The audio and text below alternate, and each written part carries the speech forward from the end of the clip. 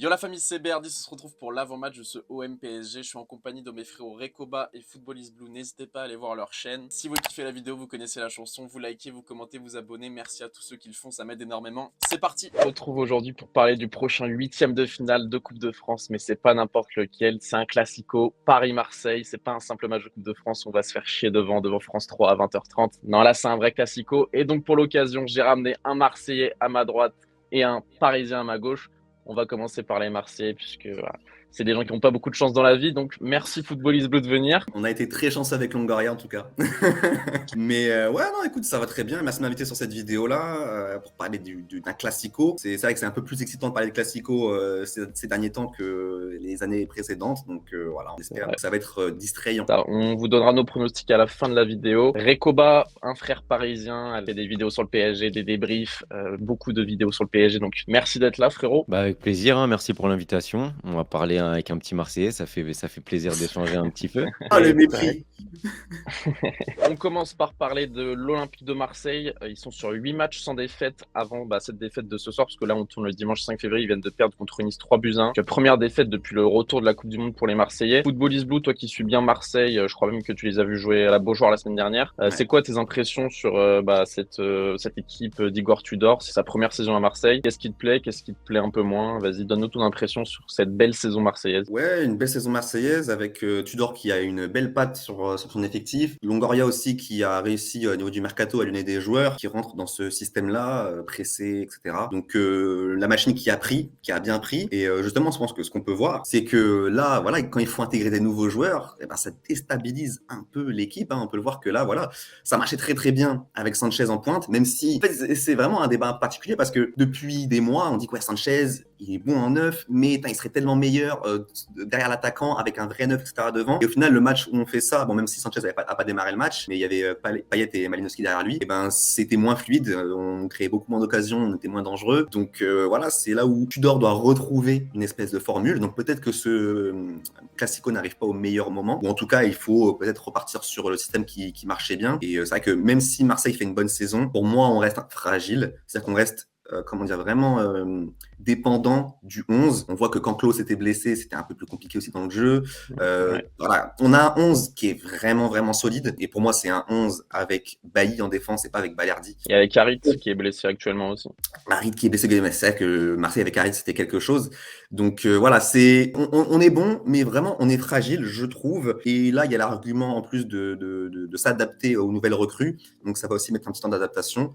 Donc à voir, mais sur un match, c'était possible en Coupe de France. Recoba, toi, cette saison, je sais que je te vois un petit peu énervé sur YouTube de temps en temps. Nous, on n'est pas comme Marseille. Là, depuis le retour de la Coupe du Monde, je me suis noté, on a déjà perdu 2 matchs face à Lens et face à Rennes. Donc, c'est quoi tes impressions sur c'est aussi la première saison de Christophe Galtier, les 2 entraîneurs sur leur première saison sur le banc. Nous, ça va être très bien commencé au mois d'août. Qu'est-ce qui manque pour qu'on redevienne cette très belle équipe du mois d'août ou des plus belles années de Laurent Blanc? Je pense qu'il manque beaucoup d'envie d'investissement, de rythme, de mouvement. Et c'est bien parce que là, justement, dans un classico, ça va être complètement différent. Je pense que même si on a des trajectoires un peu opposées avec un PSG un petit peu malade, mais qui arrive à quand même gagner pas mal de matchs, et un Marseille qui est plutôt bon, plutôt solide, mais qui, comme l'a dit Footballist Blue, un craque des fois par moment parce qu'il reste fragile, effectivement. Au final, tu as quand même t'as un classico à jouer et c'est un peu hors du temps. Ça va être un petit peu comme les matchs de Ligue des Champions. C'est quelque chose qui est totalement hors du temps. Donc, je pense qu'il n'y a pas vraiment de calcul à faire.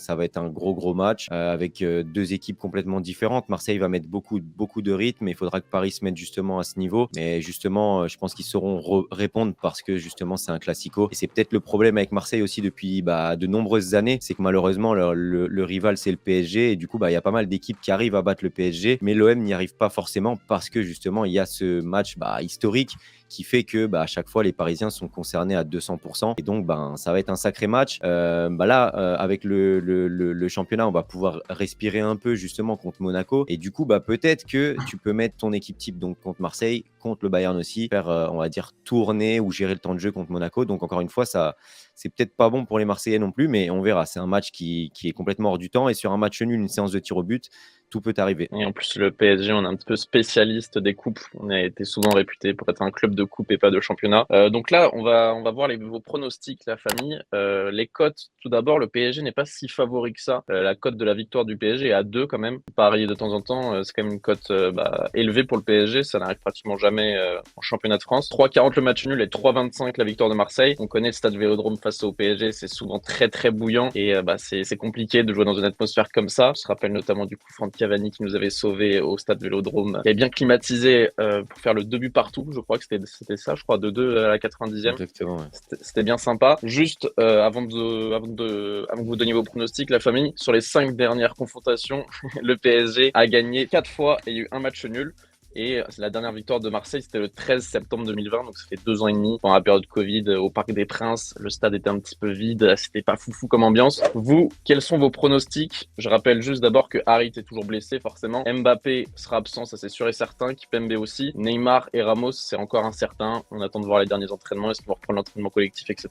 Football is Blue, tu peux commencer en tant que Marseillais. Est-ce que tu crois à la qualification de l'Olympique de Marseille en 90 minutes ou prolongation au tir au but, ou est-ce que tu vois plutôt le PSG se qualifier? Alors moi, je suis plutôt optimiste pour ce match parce que je pense que c'est une période où le PSG est pas au mieux. Après, encore une fois, ça va aussi dépendre beaucoup de Marseille dans le sens où il faut que Tudor arrive à bien préparer son équipe et s'appuyer sur ce qui faisait la force du Marseille en ce début de saison. Même on se rappelle que un des points, vraiment des gros points forts de l'équipe, c'était aussi Guendouzi qui marchait à plein régime et aujourd'hui il est un peu sorti du 11, c'est bizarre. Vraiment, il y a un tournant là, dans la saison de Marseille où on n'est plus aussi dominant parce que aussi la formule a un peu changé. C'est aussi les aléas d'une saison. S'il remet le 11 qui marchait avant, qui se force à mettre les recrues sur le banc, franchement je pense que c'est la meilleure option au final. Que oui, en fait t'as même pas besoin d'un Vitinha contre le PSG parce que votre charnière est quand même un peu en doute, etc. Je pense qu'un Sanchez remuant, ça peut déjà faire l'affaire. Remettre Guendouzi en confiance, ça peut aussi le faire. Après il faut voir, faut qu'il trouve la formule, mais je suis assez optimiste par rapport à nos forces. À partir du moment où on a Tavares et Klose, c'est un gros argument pour nous de notre stabilité de notre jeu. Donc je suis optimiste. Maintenant, je pense pas une victoire en 90 minutes, ça me paraît quand même un peu osé.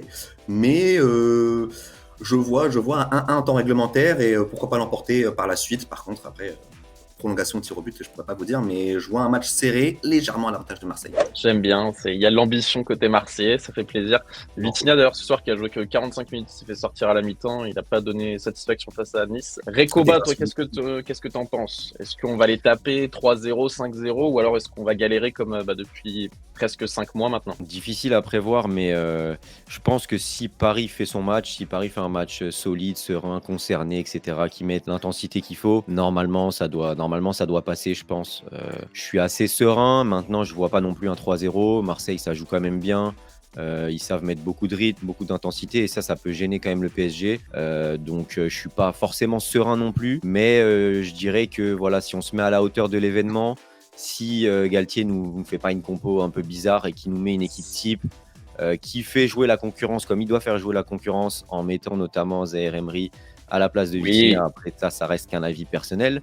Mais pour moi, s'il met les joueurs qu'il faut et qui sont concernés, qui a le retour de Verratti, même de Neymar pour aider devant, que Hakimi, Messi continue comme ça et qu'on retrouve une charnière aussi, Danilo, Marquinhos toujours aussi solide. Pour moi, s'ils font le job, normalement, on doit gagner ce match. Après, je sais pas, il n'y a pas de prolongation, je crois, maintenant en Coupe de France. C'est direct penalty, non? C'est possible, ça. À vérifier, je vous mettrai au montage il me la semble famille. Que c'est penalty direct.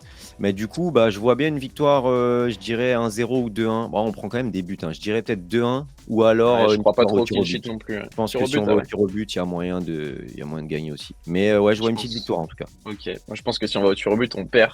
Tellement le Vélodrome sera derrière Marseille et que nous, on n'a pas l'habitude des grosses ambiances. Tir au but, c'est quelque chose. C'est vrai que Donnarumma, c'est un spécialiste. Ça, c'est notre point fort.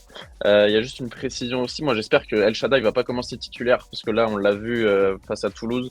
C'est un jeune défenseur central parisien pour ceux qui ne suivent pas vraiment le PSG activement. Et rentrer un petit peu, on l'a senti un petit peu dépassé par l'événement.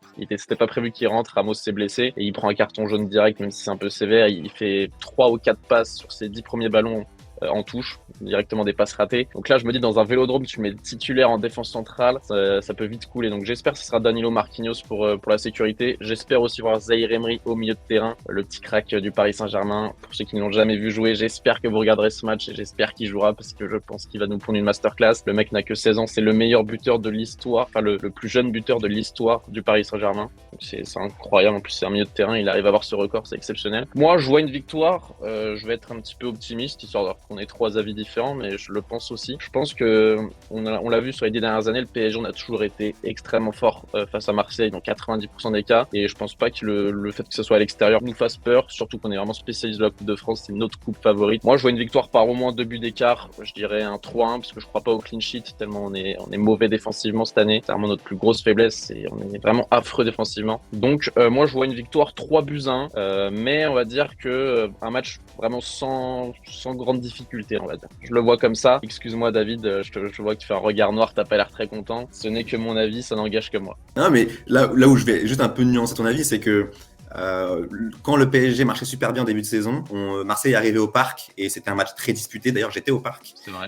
C'était un match très serré. J'étais très fier de mon OM qui a tenu tête à un Paris qui mettait des 7-0, qui était vraiment, vraiment en forme. Donc, je pense qu'on est capable de vous tenir tête et au moins d'empêcher un match tranquille. Ok. Bon bah merci les gars pour vos pronostics. On résume: Recoba, une victoire du PSG dans la difficulté, Football is Blue, une qualification de Marseille, peut-être en prolongation ou au tir au but. Et moi, une victoire du PSG par 2 buts d'écart. 3 pronos différents, c'est parfait la famille, on sait divertir les gens. Je vous adore les mecs. Merci la famille, merci. N'hésitez pas à aller voir la chaîne de mes frérots dans la description. Recoba, chaîne PSG Ligue 1, Football is Blue, la première chaîne de Chelsea en France et la seule aussi. Voilà la famille, c'était Verdis. Bonne matinée, bonne journée, bonne soirée, bonne nuit. On a le monopole. Peace.